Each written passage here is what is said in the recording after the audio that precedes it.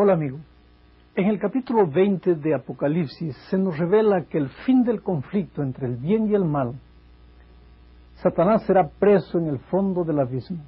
El texto nos dice que ese acontecimiento está relacionado con dos resurrecciones distintas.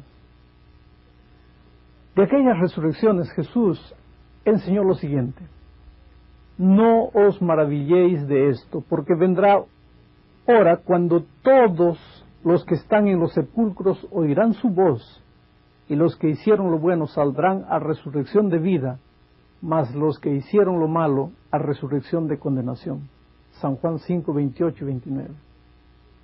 Bueno, la primera resurrección sucederá por ocasión de la segunda venida de Jesús.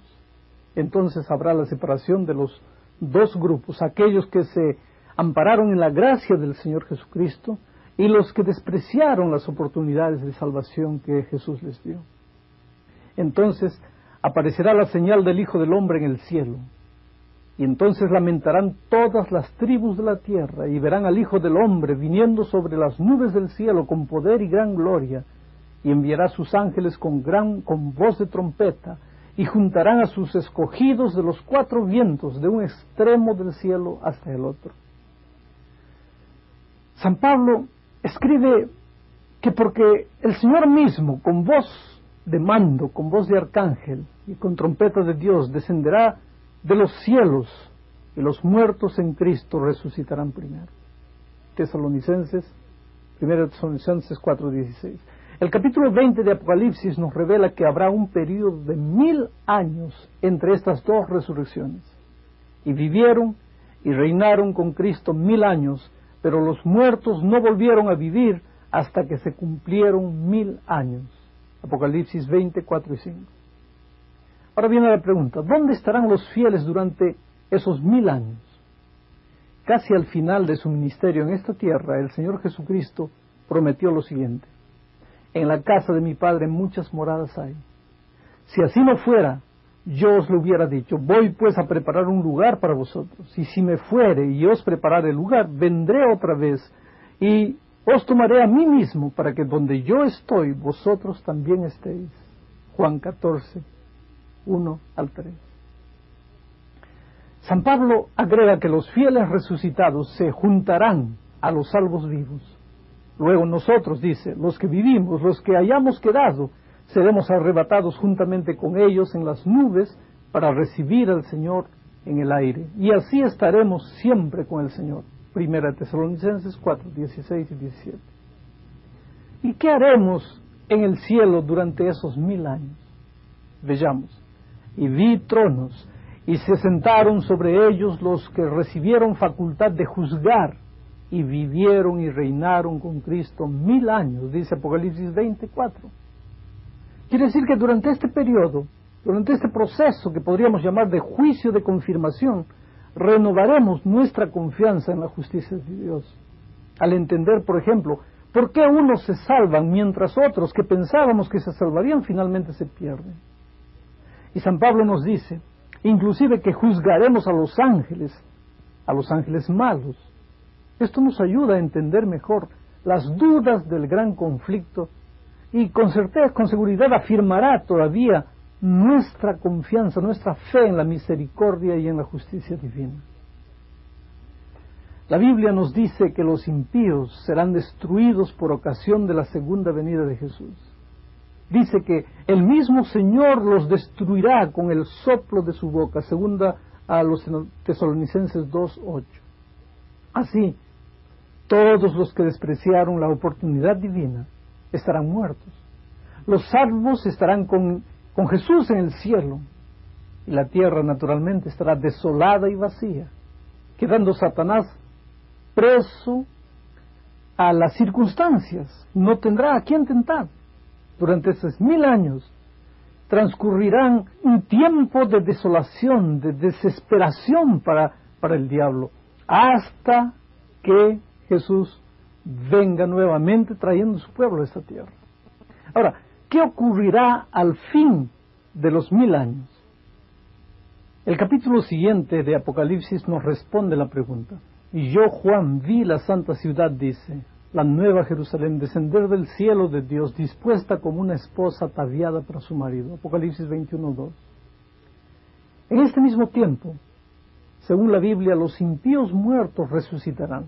Vea lo que dice: pero los otros muertos no volvieron a vivir hasta que se cumplieron 1000 años. Esta es la segunda resurrección. Bueno, cuando los 1000 años se cumplan, Satanás será suelto de su prisión, porque podrá tentar nuevamente a personas que han resucitado ahí. Y subieron sobre la anchura de la tierra, y rodearon el campamento de los santos y la ciudad amada. Y de Dios descendió fuego del cielo, y los consumió, dice Apocalipsis 20:9. Este será el fin del mal, o sea, el fin de toda la historia de pecado. En contraste con los redimidos, los justos no participarán de este castigo. Bienaventurado y santo el que tiene parte en la primera resurrección, dice la Biblia. La segunda muerte no tiene potestad sobre ellos, sino que serán sacerdotes de Dios y de Cristo y reinarán con Él 1000 años. Apocalipsis 20:6. San Pedro revela lo siguiente: pero nosotros esperamos, según sus promesas, cielos nuevos y tierra nueva, en los cuales mora la justicia. Segunda de Pedro 3:13. Nuestro próximo tema, amigo, será con relación a las promesas de Apocalipsis. Oremos a Dios para que por la gracia de Cristo alcancemos esas promesas de salvación, paz y vida eterna.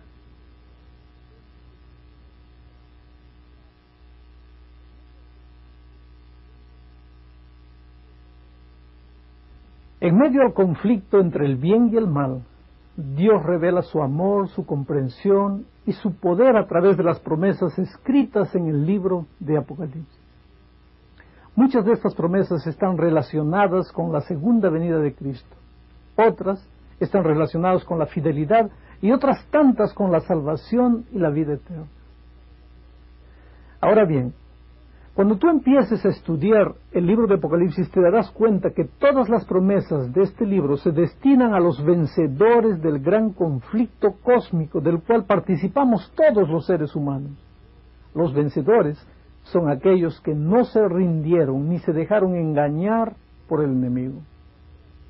Sed sobrios y velad, es el consejo del apóstol, porque vuestro adversario, el diablo, como león rugiente, anda alrededor buscando a quien devorar. Al cual resistid firmes en la fe, sabiendo que los mismos padecimientos se van cumpliendo en vuestros hermanos en todo el mundo. Primera de Pedro 5:8 y 9. Pero viene ahora la siguiente pregunta: ¿cómo es que las personas son derrotadas y se vuelven esclavas del enemigo? Veamos esto. Todo aquel que comete pecado infringe también la ley, pues el pecado es la infracción de la ley, dice 1 de Juan 3:4.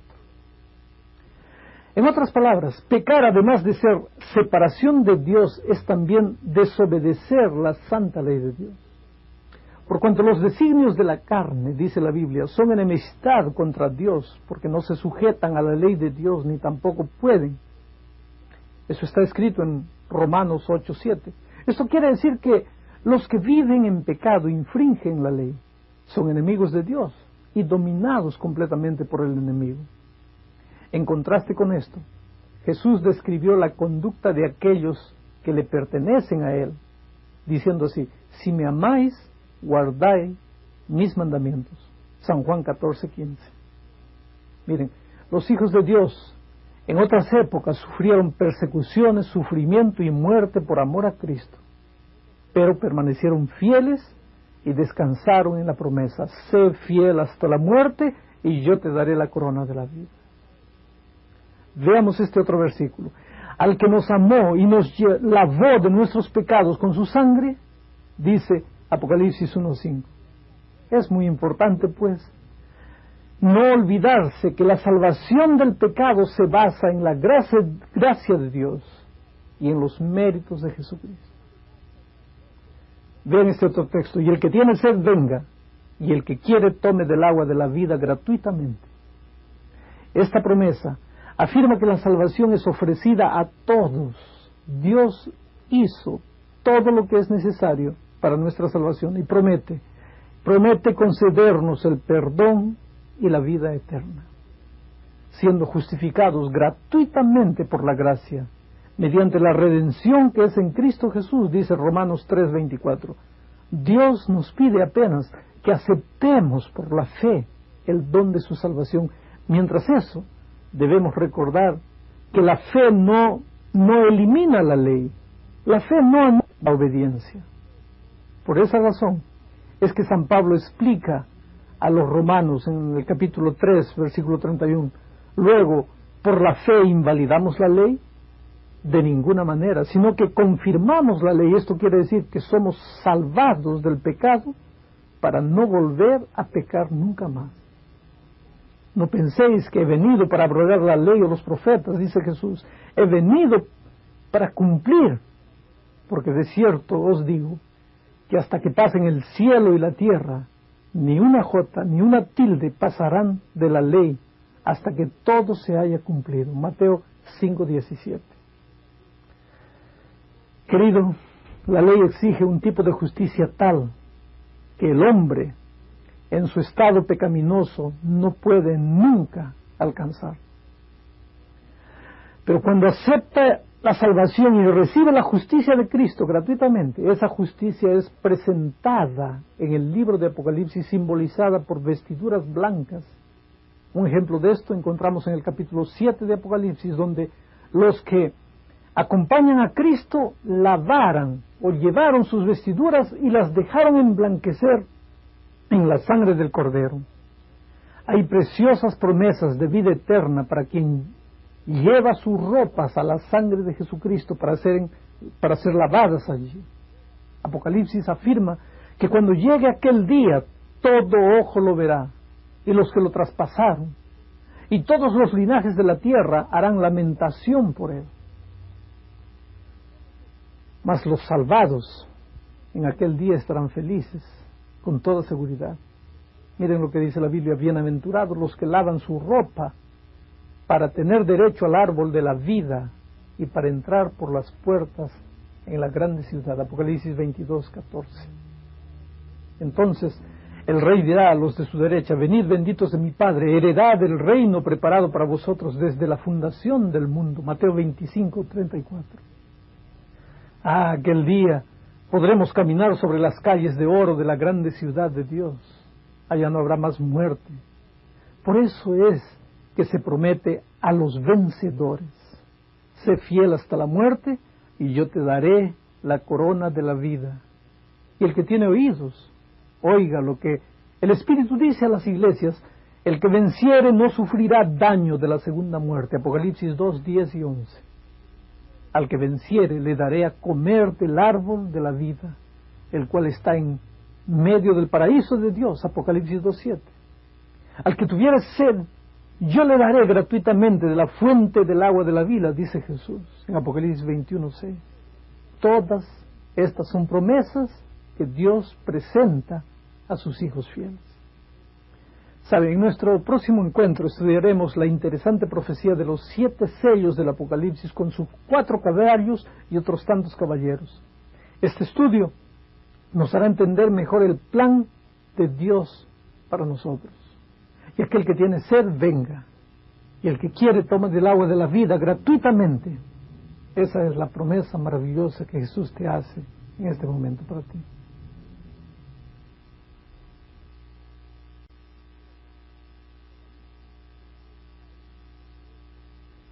Hola amigo, Apocalipsis presenta un misterioso libro sellado con 7 sellos.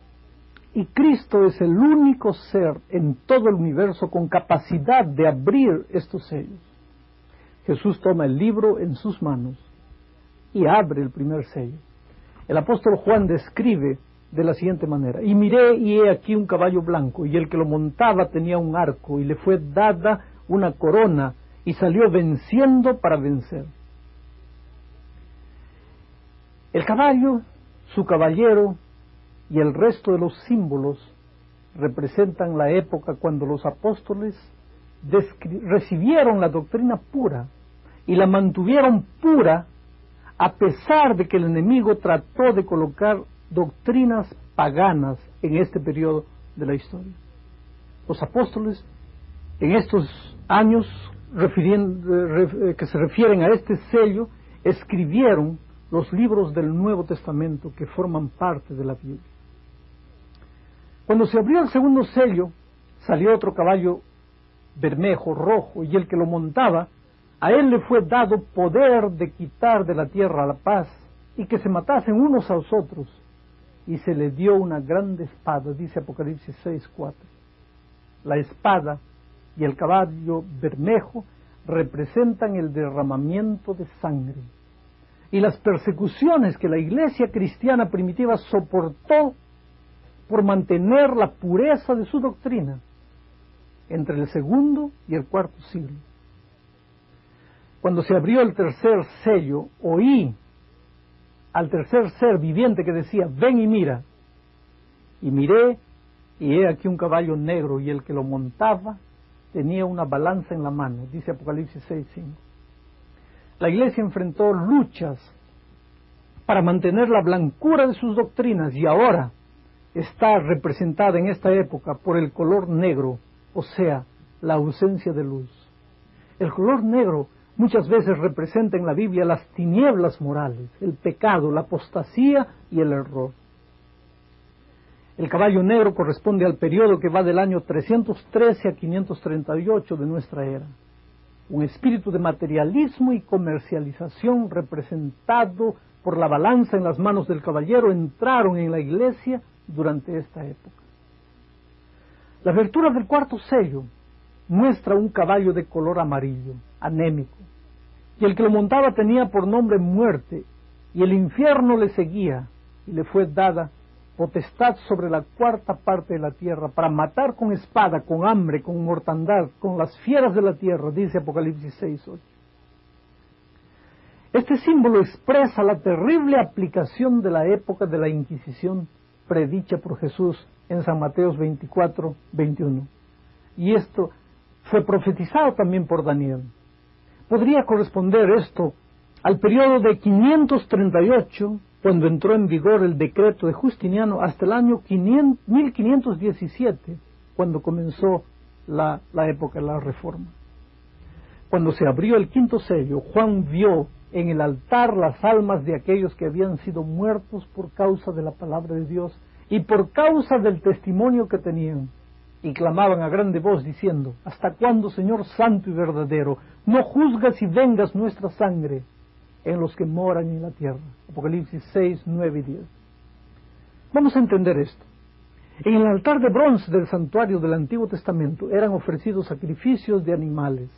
El sacrificio era quemado y la sangre derramada sobre la base del altar, como dice Levíticos 4:7. Muchos otros pasajes de la Biblia enseñan también que la vida está en la sangre.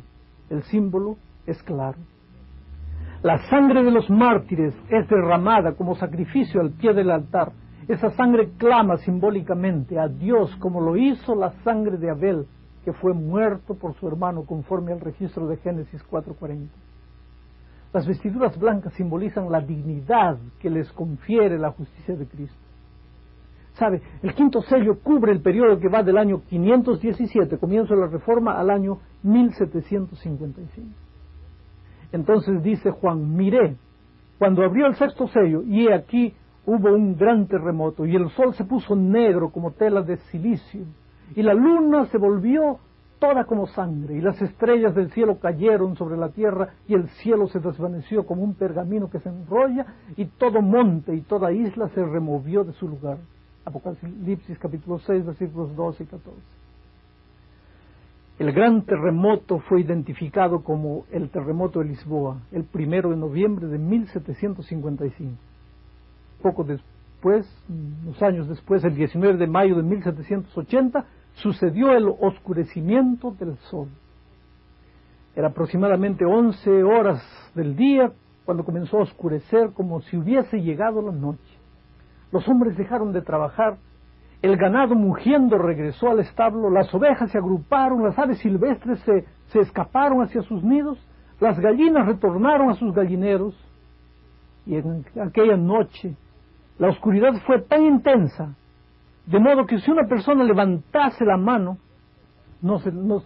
otro que estaba cerca de él no la podía ver.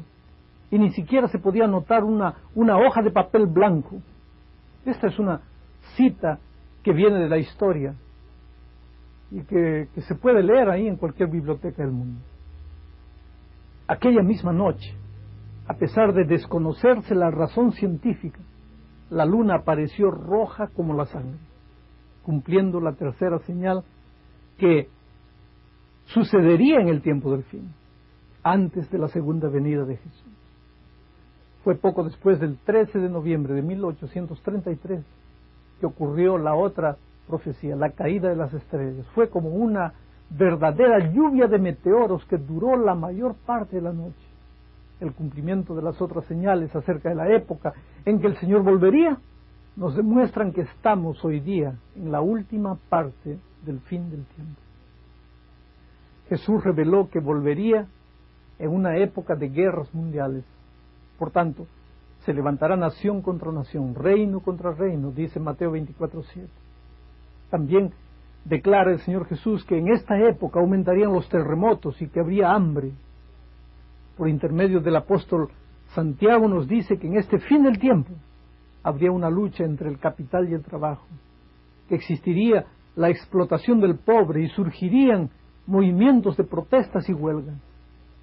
El apóstol San Pablo describe los problemas sociales de nuestros días como una señal del retorno de Jesucristo también. Y hay otra señal más: será predicado este evangelio del reino a todo el mundo para testimonio de todas las naciones, y entonces vendrá el fin. Eso está registrado en Mateo 24:14. ¿Sabe? El cumplimiento de todas estas señales bíblicas demuestra que muy pronto se abrirá el séptimo sello, que es la segunda venida de Cristo. Ese día será de total desesperación para los que rechazaron la salvación. Miren esto, miren lo que dice la Biblia. Y los reyes de la tierra, y los grandes, los ricos, los capitanes, los poderosos, y todo siervo y todo libre se escondieron en las cuevas y entre las peñas de los montes, y decían a los montes y a las peñas: caed sobre nosotros y escondednos del rostro de aquel que está sentado sobre el trono y de la ira del Cordero, porque el gran día de su ira ha llegado. ¿Y quién podrá sostenerse en pie? Apocalipsis 6, 15 y 17.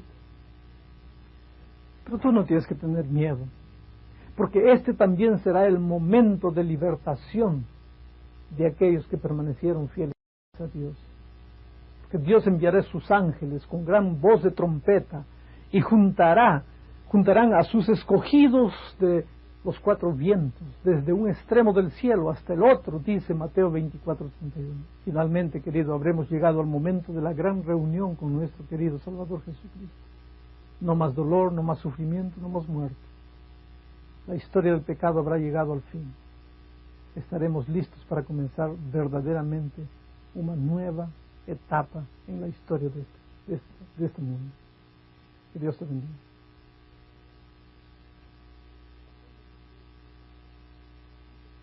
Hola amigo, el sello de Dios en el Apocalipsis describe periodos históricos que culminan con la vuelta de Jesús a esta tierra. Pero además de estos 7 sellos, existe en el libro de Apocalipsis otro registro de otro sello especial que es llamado el sello de Dios. Veamos, en el periodo del séptimo sello habrá silencio, dice la Biblia, en el cielo. Esto sucederá porque Jesús y sus ángeles estarán viniendo a la tierra para buscar a los salvados. Antes de eso, Dios deberá aplicar su sello en la frente de los que aceptan el mensaje de la salvación. Entonces aparecerá un ángel clamando en alta voz, dice Apocalipsis, a los 4 ángeles que detienen los vientos, capaces de danificar la tierra, el mar y los árboles, hasta que sean sellados en sus frentes los siervos de nuestro Dios. Evidentemente, el daño del cual se habla aquí no tiene nada que ver con el pasado. Claro que durante la Primera Guerra Mundial, por ejemplo, a pesar de mucha guerra sangrienta, no fue dañada la estructura de la tierra, del mar y de la vida vegetal. En la Segunda Guerra Mundial también, a pesar que murieron cerca de 100 millones de personas, también no fue dañada la estructura de la tierra, de la vida marítima o de la vida vegetal. Las bombas atómicas que destruyeron las ciudades de Nagasaki y Hiroshima al fin de la Segunda Guerra Mundial nos ayudan a entender pálidamente lo que puede suceder en términos de destrucción. El ángel que tenía el sello de Dios vivo pidió que se detuviesen los referidos vientos capaces de dañar la tierra hasta que, dice, sellemos en sus frentes los siervos de nuestro Dios, que significa identificar a los hijos de Dios en esta tierra. Mas, ¿qué es este sello de Dios? Vamos a aplicar el método cristiano del estudio de la Biblia, es decir, que la Biblia debe interpretarse a sí misma. Veamos entonces los versículos siguientes. Ata el testimonio y sella la ley entre mis discípulos, dice Isaías 8:16. Guarden ese versículo ahí. Ahora veamos este otro. Y les di también mis días de reposo, para que fuesen por señal entre mí y ellos, para que supiesen que yo soy Jehová que los santifico, y santificad mis días sábados, y sean por señal entre mí y vosotros, para que sepáis que yo soy Jehová vuestro Dios. Ezequiel capítulo 20, versículos 12 y versículo 20 también. Ahora, en Isaías 56 podemos leer que Dios dio el sábado, tanto para los judíos como para los extranjeros. Entiéndese así, que el sábado es el sello de Dios. Consideramos ahora las tres características que tiene un sello. Veamos. Un sello debe tener el nombre de la autoridad a quien pertenece el sello. Segundo, el cargo que ocupa.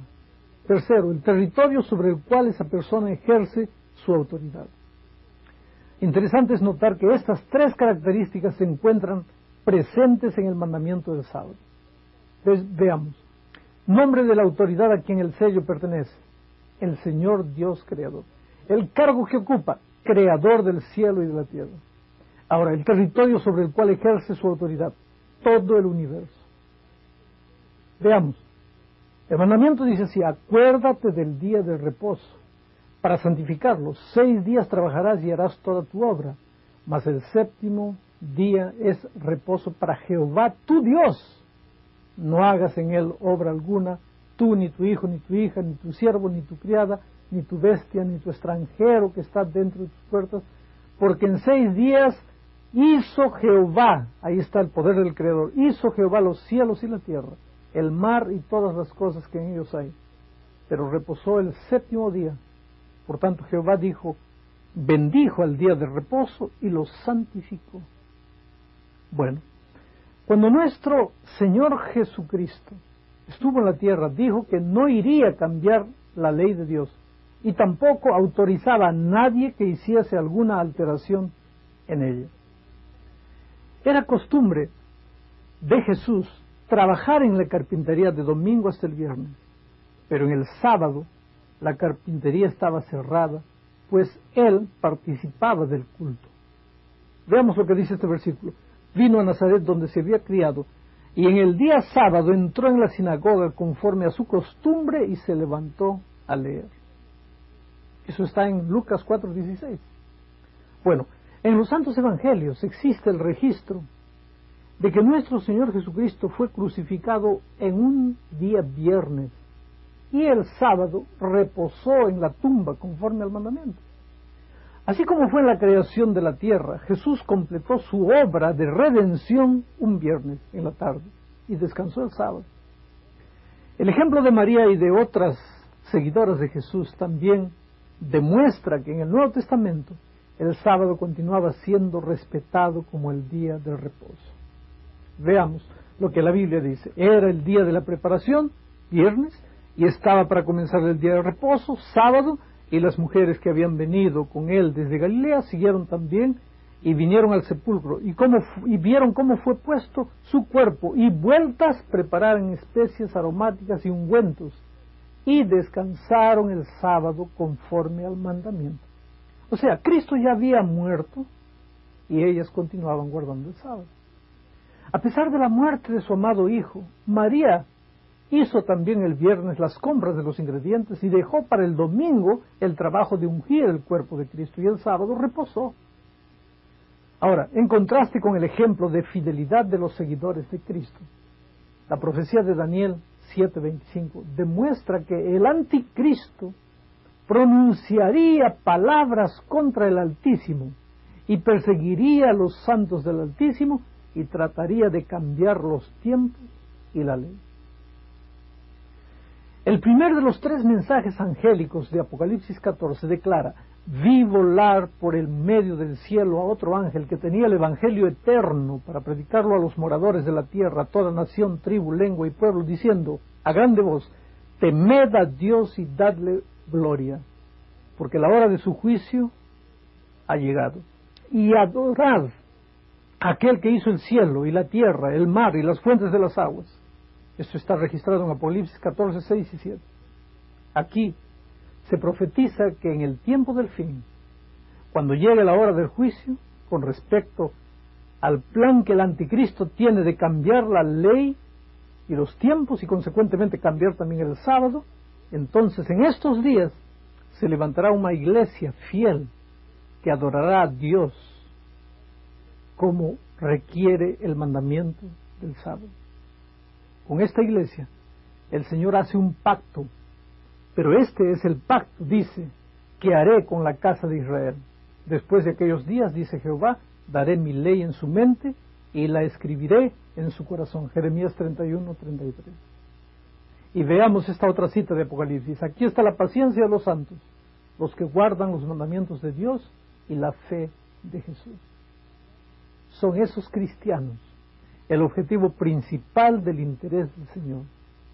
Es por ellos que el Señor enviará a aquel ángel clamando: no dañen la tierra, ni el mar, ni los árboles, hasta que sellemos en su frente a los siervos de nuestro Dios. Queridos, los ángeles de Dios buscarán a los oprimidos por causa de su fidelidad a Cristo. Aceptaron el sábado y fueron perseguidos por eso. Pero el ángel de Dios colocará el sello divino en la vida de esas personas que son fieles en obedecer la palabra de Dios. Que Dios te bendiga.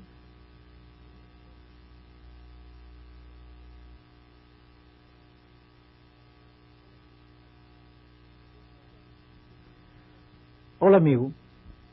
De acuerdo al estudio presentado, Apocalipsis habla del sello de Dios. Hoy veremos que el sello de Dios es el sábado. Según la Biblia, el sábado es el 7º día de la semana y este día es un día santificado. Sin embargo, la grande mayoría de las personas en este mundo observa el domingo como día de reposo. Vamos a considerar por qué centenas de versículos de la Biblia ordenan santificar el sábado. El domingo, primer día de la semana, fue el día de la resurrección de Jesús. Pero de los 4 evangelios, de los 4 versículos que citan el primer día de la semana en los evangelios en relación con la resurrección de Jesús, ninguno de ellos ordena guardar el domingo como día de reposo. Los evangelios fueron escritos después de la resurrección y ascensión de Jesús y confirman que el día de reposo es el sábado. Miren, la primera reunión de Jesús después de la resurrección fue en domingo, pero el escritor bíblico no dice que estaban haciendo un culto, sino que estaban escondidos por miedo de los que habían crucificado a Jesús. Jesús hizo su aparición aquel domingo a los 2 discípulos en el camino de Maús, porque los discípulos no creían que el Maestro había resucitado. Tomás, uno de los 12, tampoco creyó que Jesús había resucitado. El Señor se le apareció e hizo que Tomás lo tocase, instándolo a no ser incrédulo, sino creyente.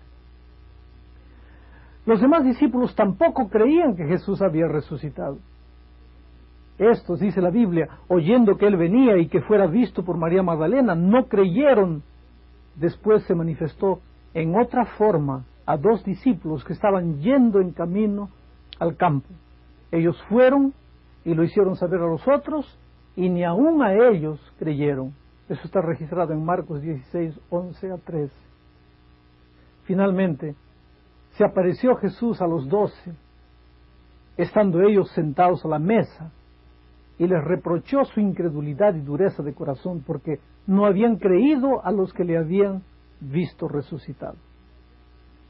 Entonces, queridos, no es verdad que los discípulos estaban reunidos festejando la resurrección, o porque fuese un día de reposo en homenaje a la resurrección de Jesús, porque ellos ni siquiera creían en la resurrección.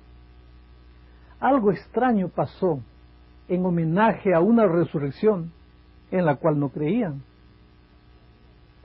Algo extraño sucedió con la cristianidad, pues no está hoy día el mundo cristiano haciendo lo que Dios dice.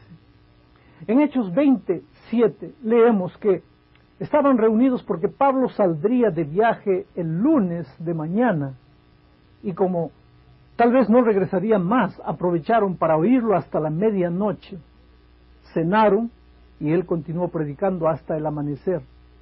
Esa fue una reunión circunstancial que no le otorga santidad al domingo ni al lunes,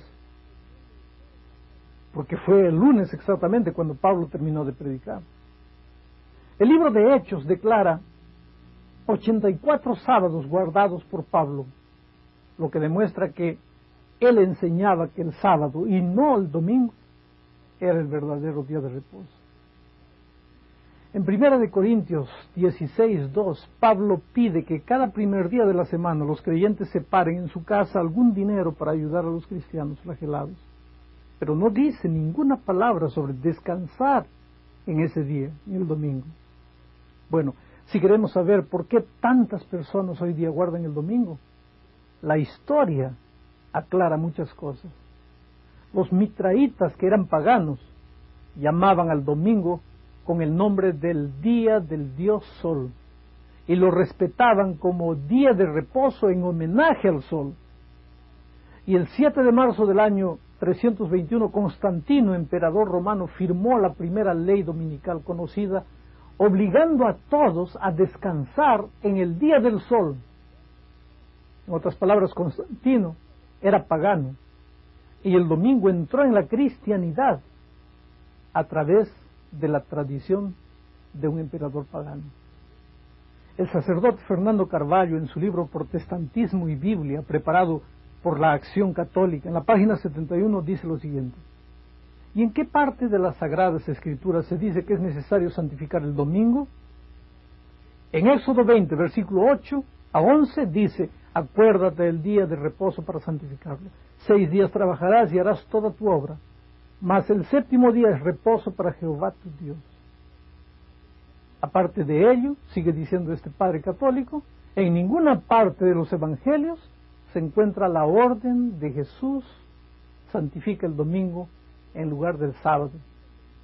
Por esa razón, la santificación del domingo es otra costumbre que los protestantes aceptaron y mantienen, basados únicamente en la tradición. Deberían santificar el sábado y no el domingo, es lo que dice este padre católico. Bueno, la observancia del domingo se basa en una tradición que anuló el santo mandamiento de Dios relativo a la observancia del sábado. La palabra de Dios no autoriza tal cambio. Nuestro Señor Jesucristo declaró: no penséis que he venido para abrogar la ley o los profetas. No he venido para abrogar, sino para cumplir. Mateo 5:17.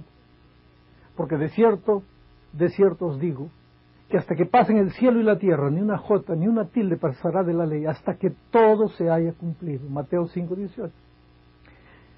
El cambio del sábado por el domingo es un acto de desobediencia específica al Señor Jesús. Las profecías de Daniel revelan que el anticristo se infiltraría en la cristiandad y cuidaría en cambiar los tiempos y la ley. Daniel 7:25. Respondiendo, él les dijo: hipócritas, bien profetizó de vosotros Isaías, como está escrito: este pueblo de labios me honra, pero su corazón está lejos de mí, pues en vano me honran, enseñando como doctrinas mandamientos de hombres. Marcos 7:6 y 7. Queridos, la observancia del domingo es una norma del hombre, no de Dios. El cuarto mandamiento de la ley de Dios es claro: acuérdate del día de reposo para santificarlo. 6 días trabajarás y harás toda tu obra, pero el séptimo día es reposo para Jehová tu Dios. No hagas en él obra alguna, ni tú, ni tu hijo, ni tu hija, ni tu siervo, ni tu criada, ni tu bestia, ni tu extranjero que está dentro de tus puertas, porque en 6 días hizo Jehová los cielos y la tierra, el mar y todas las cosas que en ellos hay, y reposó en el séptimo día. Por tanto, Jehová bendijo el día de reposo y lo santificó, dice Éxodo 28 al 11. El sábado como día de reposo surgió junto con la creación de la tierra y con la creación del ser humano también. Fueron pues, dice la Biblia, acabados los cielos y la tierra y todo el ejército de ellos, y acabó Dios en el séptimo día la obra que hizo, y reposó el sábado de toda la obra que hizo, y bendijo Dios al séptimo día y lo santificó, porque en él reposó de toda la obra que había hecho en la creación. Génesis 2, 1 al 3. Este primer sábado de la tierra fue día de reposo, del cual participó Dios y los seres humanos existentes en aquel tiempo, Adán y Eva. El sábado fue guardado por Jesús en el Nuevo Testamento. La Biblia dice: vino a Nazaret donde se había criado, y en el día sábado entró en la sinagoga conforme a su costumbre y se levantó a leer. San Lucas 4:16. Bueno, el sábado fue también guardado por la Virgen María después de la crucifixión.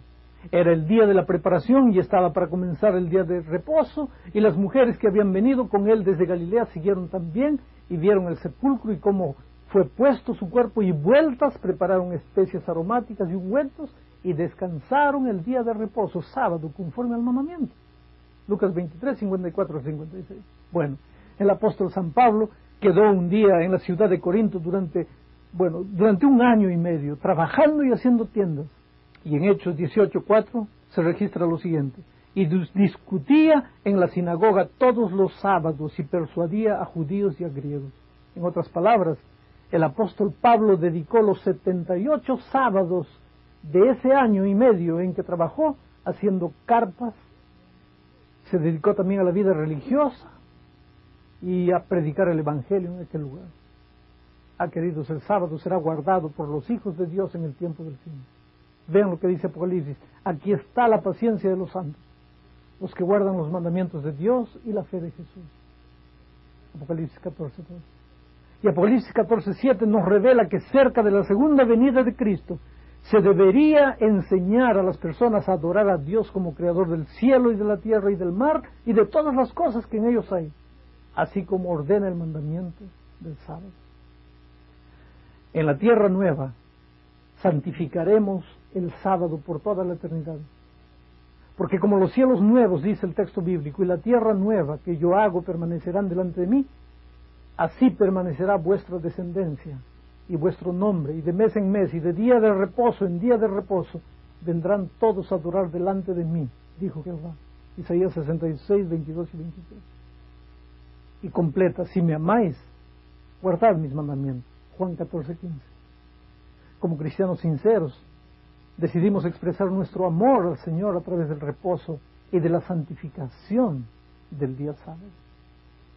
Querido, únase con Cristo y con nosotros también en la experiencia maravillosa de devolver a Dios el día sábado como su día de reposo. Que Dios te bendiga.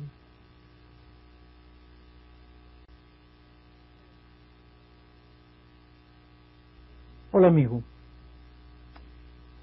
¿hay vida después de la muerte?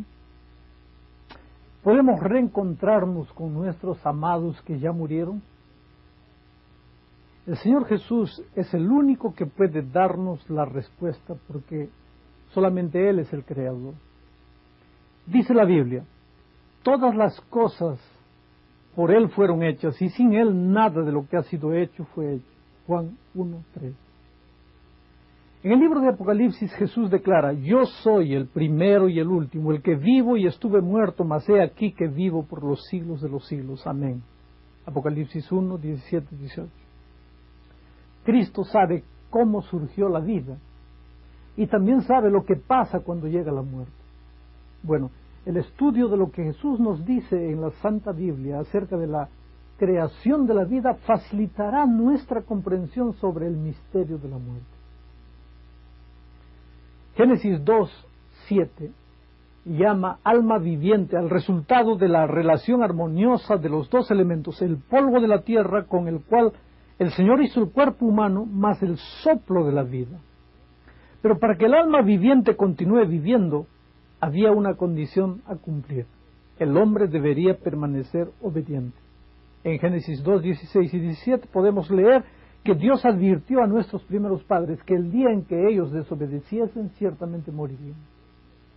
En Apocalipsis 12:9 podemos leer que el diablo es el seductor y engañador de todo el mundo. Su mayor engaño es proclamar la inmortalidad incondicional. Dios dice, si pecas, morirás. El diablo dice, puedes pecar que no vas a morir. La Biblia dice que solo Dios es inmortal.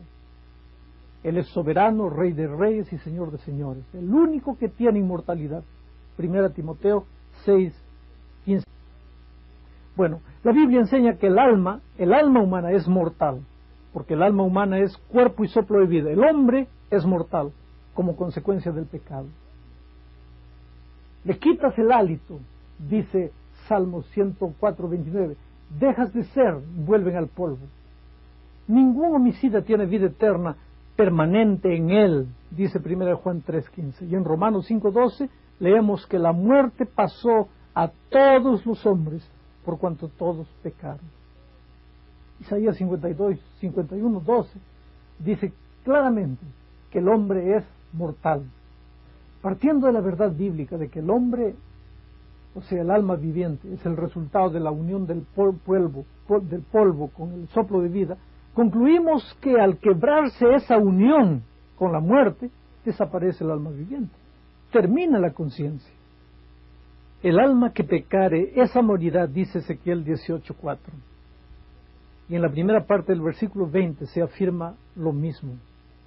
Por esa razón es fácil entender esa metáfora bíblica para referirse a la muerte como una especie de sueño, eludiendo los estados de conciencia. Por lo tanto, es imposible que los muertos aparezcan. La Santa Biblia declara que ellos no pueden regresar para sus casas. Job 7:9 y 10 dice eso. Y Eclesiastés 9 también. Vemos que ellos no sufren, los muertos ya no sufren, no trabajan. Sus pensamientos similares son encontrados en Isaías 38, que dice que no pueden aprender, y en Salmo 115 se resalta el hecho de que los muertos no pueden glorificar a Dios. Todas esas cosas solo existen cuando hay conciencia. Al hablar sobre la muerte de su amigo Lázaro, Jesús dijo, nuestro amigo Lázaro duerme, mas voy a despertarle. Dijeron entonces sus discípulos, Señor, si duerme sanará. Pero Jesús decía esto de la muerte de Lázaro, y ellos pensaban que Jesús estaba hablando de reposar del sueño. Entonces Jesús les dijo claramente, Lázaro ha muerto. El otro detalle significativo es que al resucitarlo Jesús no hizo alusión a que Lázaro estuviese viniendo del cielo hacia la tierra, o del purgatorio, del infierno hacia la tierra. Le dijo, ven fuera, sal del sepulcro para afuera. Porque los que viven saben que han de morir, dice Eclesiastés, pero los muertos nada saben, ni tienen más paga, porque su memoria es puesta en olvido. También su amor y su odio y su envidia fenecieron ya, y nunca más tendrán parte en todo lo que se hace debajo del sol. Hablando de los fieles que recibieron el premio de la vida eterna, dice la Biblia, y todos estos, aunque alcanzaron buen testimonio mediante la fe, no recibieron lo prometido, proveyendo Dios alguna cosa mejor para nosotros, para que no fuesen ellos perfeccionados aparte de nosotros. Hebreos 11:39 y 40. Cuando Jesús regrese, todos estos fieles que murieron resucitarán y recibirán la vida eterna. Mas ahora Cristo ha resucitado de los muertos, dice la Biblia, primicias de los que durmieron en el Señor. Es un hecho que cada uno en su debido orden resucitan. Cristo resucitó de los muertos, las primicias de los muertos resucitaron, luego los que son seguidores de Cristo también resucitarán en su segunda venida. Esto está registrado en 1 Corintios 15, 20 y 23. Ahora, en San Juan 5:54 o 6:54, refiriéndose a los que creen, Jesús dijo: y yo le resucitaré en el día postrero. Y en San Juan 5:29 dice que esos fieles saldrán a resurrección de vida. San Pablo describe esa emocionante escena, porque si creemos que Jesús murió y resucitó, así también traerá Dios con Jesús a los que durmieron en él. Porque el Señor mismo, con voz de mando, con voz de arcángel y con trompeta de Dios, descenderá del cielo, y los muertos en Cristo resucitarán primero. Entonces se cumplirán las gloriosas palabras de Apocalipsis 21:4. Enjugará Dios toda lágrima de los ojos de ellos. Y ya no habrá más muerte, ni habrá más llanto, ni clamor, ni dolor, porque las primeras cosas pasaron. ¿No es una maravillosa promesa para los que siguen a Jesús? Dios te bendiga. Preciosa cruz, descansamos en ti, Dios, haznos más valientes para enfrentar la vergüenza y el mal que con tu cruz cargaste.